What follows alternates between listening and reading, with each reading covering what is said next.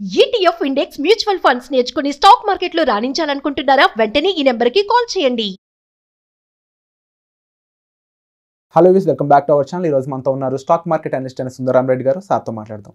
నమస్కారం సార్. నమస్తే సార్, ఒక వండర్ఫుల్ టార్గెట్ అయితే మన స్టాక్ మార్కెట్ అందుకోవడం జరిగింది. ఇండియన్ స్టాక్ మార్కెట్ అనేది $5 ట్రిలియన్ ఎకనామీ క్యాపిటలైజేషన్ అయితే దాటడం జరిగింది. ఇది ఒక బిగ్ మైల్ స్టోన్ అనే చెప్పాలి.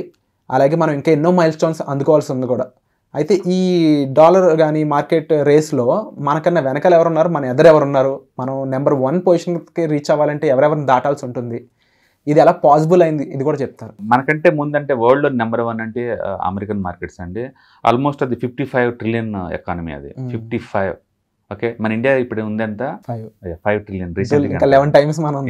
అందుకని America very big and world మార్కెట్లో ఆల్మోస్ట్ 60% స్టాక్ మార్కెట్ని సింగిల్ హ్యాండ్తో కంట్రోల్ చేస్తుంది అమెరికన్ ఎకానమీ. రైట్.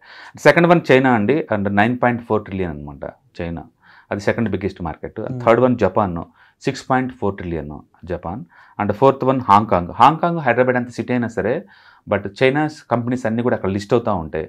అందుకని హాంకాంగ్ యొక్క స్టాక్ మార్కెట్ కెపాసిటీ చాలా పెద్ద అనమాట. అది 5.5 ట్రిలియన్, ఆల్మోస్ట్ మందంతా బస్ చాలా పెద్దది.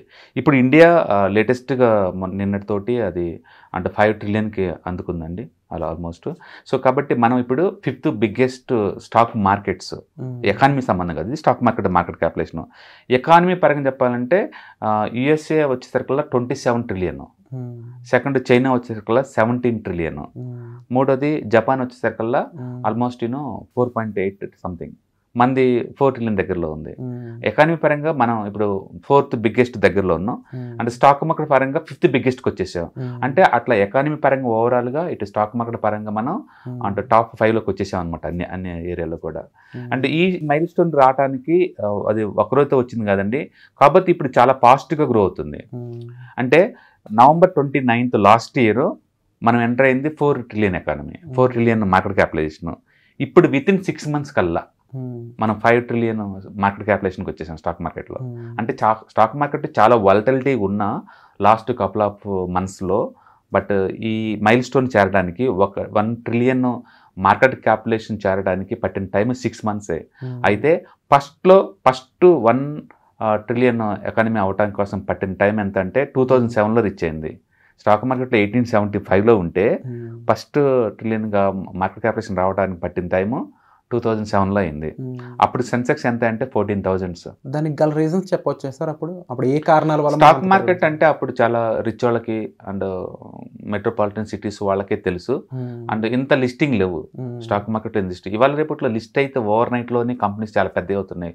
ఊహించుకోండి, టాటా క్యాపిటల్ వాళ్ళు కనుక టాటా సన్స్ లిమిటెడ్, అది కనుక స్టాక్ మార్కెట్ లిస్ట్ ఎందుకు, టాటా సన్స్ డే ఫస్టే 10 lakh crore company, 10 lakhs crore company. అట్లా ప్రైవేట్ చాలా ఉన్నాయి. ఇవాళ రేపట్లో ఏ చిన్న కంపెనీ లిస్ట్ అవ్వట్లేదండి. ఇప్పుడు ఓలా మార్కెట్ క్యాపిటలైజేషన్ 40,000 కోట్లని ఎక్స్పెక్ట్ చేస్తున్నారు. అంటే ఓవర్ నైట్లోనే అది లిస్ట్ కాగానే స్టాక్ మార్కెట్ యొక్క మార్కెట్ క్యాపిటలైజేషన్ 40,000 కోట్లకి వెళ్ళిపోద్ది ఇది యాడ్ అవ్వగానే. అట్లా కొత్త ఐపీఓస్ మంత్లీ 10 దాకా యాడ్ అవుతా ఉన్నాయి మార్కెట్కి. ఉన్న కంపెనీస్ గ్రో అవుతూ ఉన్నాయి. అట్లా కంబైన్ చేసి ఫాస్ట్నెస్ బాగా పెరిగిందనమాట. ఒకప్పుడు ఇన్ని ఐపీఓస్ ఉండే కావు, అందుకని చాలా స్లోగా ఉంది. అందుకని మొదట్లో 1 ట్రిలియన్ మార్కెట్ క్యాపిటలైజేషన్ అవ్వడానికి 1875లో స్టార్ట్ అయిన ఇండియన్ మార్కెట్కి 2007లోగా రీచ్ అవ్వలేదు. తర్వాత 2007 నుంచి 2017లో సెకండ్ ట్రిలియన్ మార్కెట్ క్యాపిటలైజేషన్ వచ్చింది. రావడానికి ఒక డెకేడ్ పట్టింది, 2007 నుంచి 2017కి. అప్పుడు సెన్సెక్స్ 31,000 అండి, అప్పుడు రీచ్ అయింది. తర్వాత 21లో సెన్సెక్స్ 50,000 చేరినప్పుడు 21లో 3 ట్రిలియన్ మార్కెట్ క్యాపిటలైజేషన్ జరిగింది. అండ్ 23లో అంటే 4 ట్రిలియన్కి జరిగింది. అప్పుడు సెన్సెక్స్ 66,000 అండి. ఇప్పుడు సెన్సెక్స్ 73,000, ఆల్మోస్ట్ 74,000 ఉంది ఇప్పుడు. అండ్ ఇది ఇప్పుడు 24లో ఇప్పుడు నిన్న అండ్ 5 ట్రిలియన్ చేరిందంట మార్కెట్ క్యాపిటలైజేషన్. ఎందుకు ఇలా జరుగుతుందంటే కొత్త ఐపీఓస్ రావడం వల్ల, ఉన్న కంపెనీస్ ఎదగటం వల్ల. మొత్తానికి ఇండియాలో జీడిపి గ్రోత్ చాలా ఫాస్ట్ గ్రో అవుతుంది, అండ్ కంపెనీస్ చాలా ఫాస్ట్ గ్రో అవుతున్నాయి. అండ్ సెన్సెక్స్ కూడా ఈ క్వార్టర్ రిజల్ట్స్కి ₹1000 దాటిందండి ఈపీఎస్. కాబట్టి అన్నీ హెల్దీగా గ్రో అవుతూ ఉన్నాయి, కాబట్టి త్వరగా ఫాస్ట్ అవుతున్నాం. దీన్ని మనం కాంపౌండ్ ఎఫెక్ట్ అంటాం. కాంపౌండ్ మొదట్లో చాలా స్లోగా మూవ్ అవుద్ది, ఇంకా లేట్ అయ్యే కొద్దీ కాంపౌండ్ ఫాస్ట్గా పెరుగుతూ ఉంటుంది అనమాట. అందుకే ఇప్పుడు జస్ట్ 6 monthsకే 1 ట్రిలియన్ యాడ్ అయింది. 6 monthsకే 1 ట్రిలియన్ యాడ్ అయింది అనమాట. ఓకే, అండ్ మొదట్లో అయితే ఇట్ టేక్ డెకేడ్స్ టైం. ఇప్పుడు చాలా ఫాస్ట్ గ్రో అవుతుంది. It shows that Indian economy చాలా స్పీడ్గా గ్రో అవుతుందని అర్థం అనమాట. అండ్ మైల్ స్టోన్స్ ఇలాంటి ఎప్పుడు కూడా ఒక సెంటిమెంట్గా ఏంటంటే ఇన్వెస్ట్మెంట్ అండ్ ట్రేడింగ్ కమ్యూనిటీకి ఒక బూస్టింగ్ లాగా పనిచేస్తూ ఉంటాయి అనమాట. అండ్ స్టాక్ మార్కెట్లో ఉన్న వాళ్ళందరికీ ఇది ఒక పెద్ద హ్యాపీ న్యూస్ అనమాట. మన ఈ రేంజ్ అంటే వరల్డ్లోనే 5th బిగ్గెస్ట్ పొజిషన్కి మన స్టాక్ మార్కెట్ జర్నీ, వరల్డ్లో 5th బిగ్గెస్ట్ ఎకానమీ స్టేటస్కి టోటల్ ఇండియన్ ఎకానమీ జరిగింది అనమాట. అట్లా మన ప్రపంచం మనం నెగ్లెక్ట్ చేయడం కుదరదు, ఎందుకంటే మనం టాప్ 5లో ఉన్నాం కాబట్టి.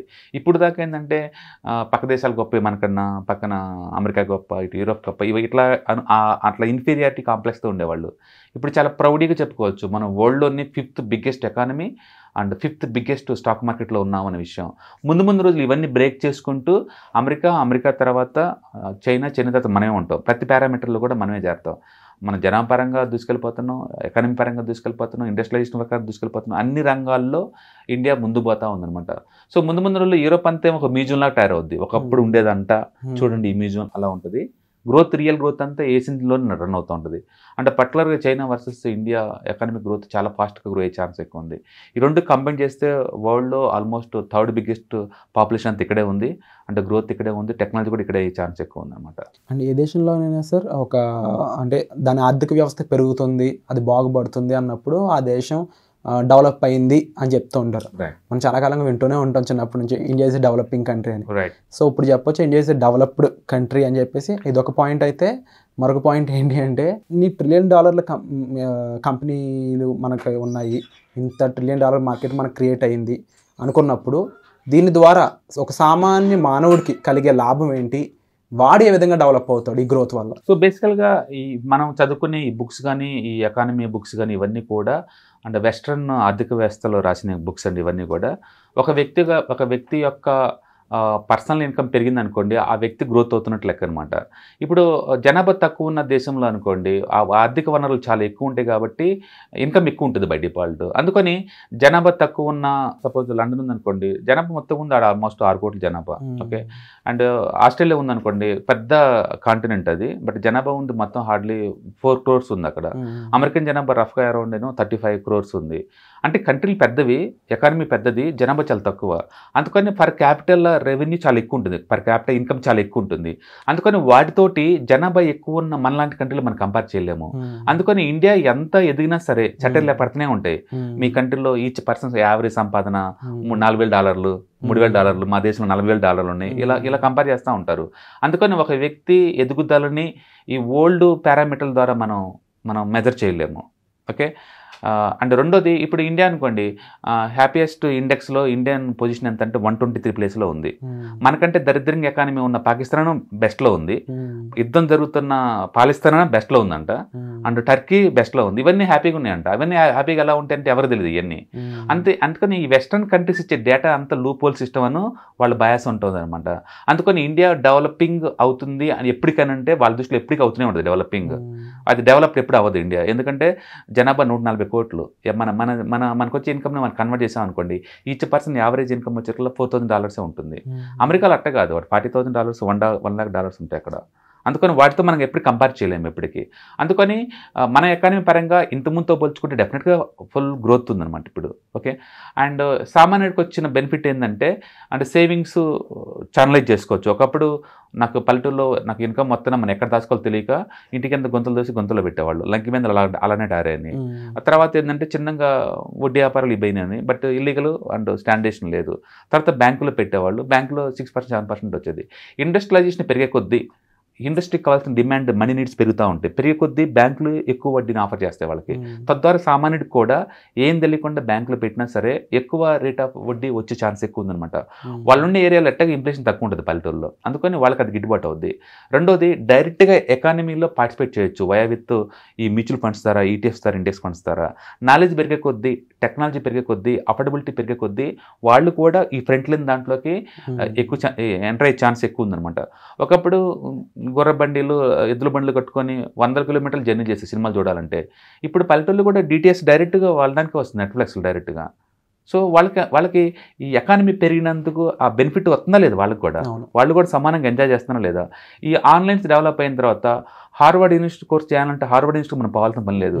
పల్లెటూరులో కూర్చొని నెట్ ఉంటే చాలు, వాళ్ళు ఫ్రీగా ఆఫర్ చేసే కోర్సులు మనం ఎన్రోల్ అవ్వచ్చు. అదే క్వాలిటీ ఉంటాయి, ఎందుకంటే వాళ్ళు క్లాస్ రూమ్లో చెప్పిన ఆన్లైన్ చెప్పిన అలాగే ఉంటాయి కాబట్టి. అట్లా సామాన్యులు కూడా ఎకానమీ డెవలప్ అయ్యే కొద్దీ వాళ్ళకి రావాల్సిన ఈక్వలెంట్ బెనిఫిట్స్ అన్ని పొందుతారు. అంటే మెట్రోపాలిటన్ సిటీస్లో ఎలాంటి బెనిఫిట్స్ ఉంటాయో అవన్నీ కూడా డిజిటల్గా పొందడానికి ఇది హెల్ప్ అవుతూ ఉంటుంది.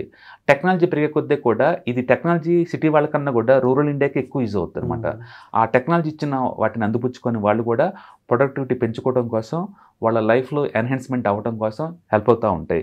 ఇవన్నిటిని ఏంటంటే ఈ స్టాక్ మార్కెట్లో ఇలా ఒక్కొక్క స్టోన్ అందుకునే కొద్ది ఏంటంటే ఒక సెలబ్రేషన్ లాగా ఎక్స్ప్రెస్ చేస్తారనమాట. అది అందుకని స్టాక్ మార్కెట్లో ఒక మైల్ స్టోన్ అందుకుంది అంటే అది జస్ట్ నెంబర్ కాదు, ఇట్స్ ఎకానమీ గ్రోత్ అనమాట.